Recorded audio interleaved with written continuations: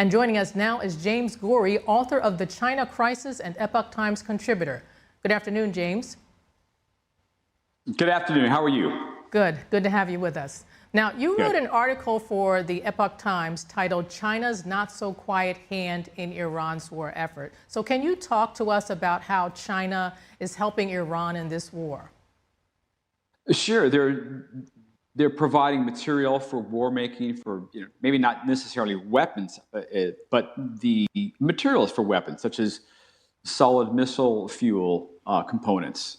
They're supplying intelligence and some navigational and visuals and so forth for the war effort that's not necessarily directly, they're not sending them missiles per se at this point.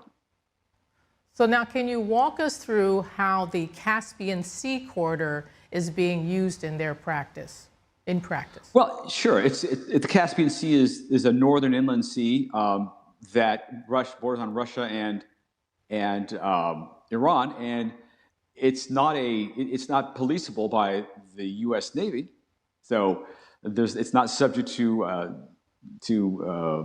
naval interdiction and surveillance so much as the Strait of Hormuz is. So it's supplying and material through different land bridges, through Pakistan, through their Central Asian Belt and Road countries, and then coming down through either the Caspian Sea or across land from, say, Iraq or other neighboring countries. So there's a variety of ways they're getting the material to Iran without having to go up through the Strait of Hormuz and be subject to U.S. Navy interdiction and inspection and so forth.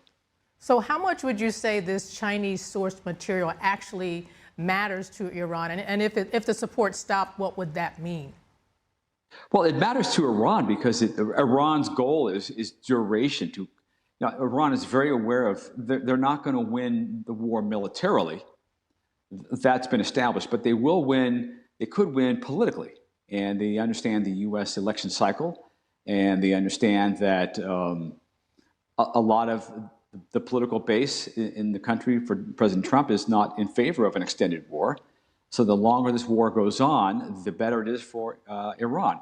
And to that point, China's supply chain, it's as diverse and redundant and elusive as it's providing Iran the ability to carry on and to extend the war, the duration of the war, and make it difficult for the U.S., make it difficult for the Trump administration.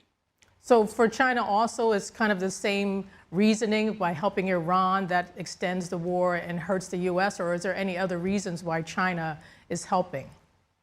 Well, China wants the U.S. to expend as much military and financial resources as it can, make them do so, because that helps China in their initial region, in the South China Sea with regard to Taiwan. China is expanding its presence in the South China Sea, in the Indo-Pacific region, virtually unchallenged at this point because most of the U.S. assets are in the Middle East. Now, we know Iran was sort of preparing for this because before the war started, they pretty much said, we are ready. So how does Chinese involvement change Iran's strategy, or were they involved from the beginning, in your opinion? I just think that went into this war not talking to the customer that buys 90% of their oil.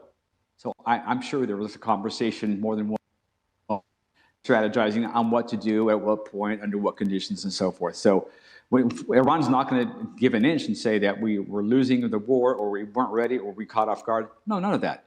The fact is that Iran has maintained a belligerent and resistant, resilient attitude, at least, if not defenses, in the face of this onslaught from the U.S. So there's no doubt in my mind that they're conversing and have been and will continue to converse with China as well as Russia. Now, we know President Trump is planning to meet with Xi Jinping later in May in China. So is China jeopardizing its relationship with the U.S. by doing this? And what should we expect from this meeting? Well, I think China most certainly is jeopardizing its relationship. To use Trumpian terms, China doesn't hold that many cards. The fact is that China has lost its foothold and its position in Venezuela, care of the administration. Now they're potentially losing a tremendous source of energy in Iran, care of the Trump administration. So for China to fight back and to make things more difficult for the U.S., there is certainly a cost to that. I think Trump will be more than happy to capitalize on that, and he has before. So I don't think that China is doing itself any favors, but I understand that this is a multilateral situation. It's not just Iran and the U.S. or China helping Iran. It's China having the U.S. burn up its capital in Iran and ignoring the Indo-Pacific, China's backyard, so to speak. That puts more pressure on Taiwan and some of the other U.S. allies in that region because China is increasing and the U.S. is. All right, James, thank you so much for your insight on this, and thank you for joining us. My pleasure. Coming up, Senate temporarily extends nation's controversial spying powers after House fumbles unanimous FISA vote, buys time past the April 20 deadline.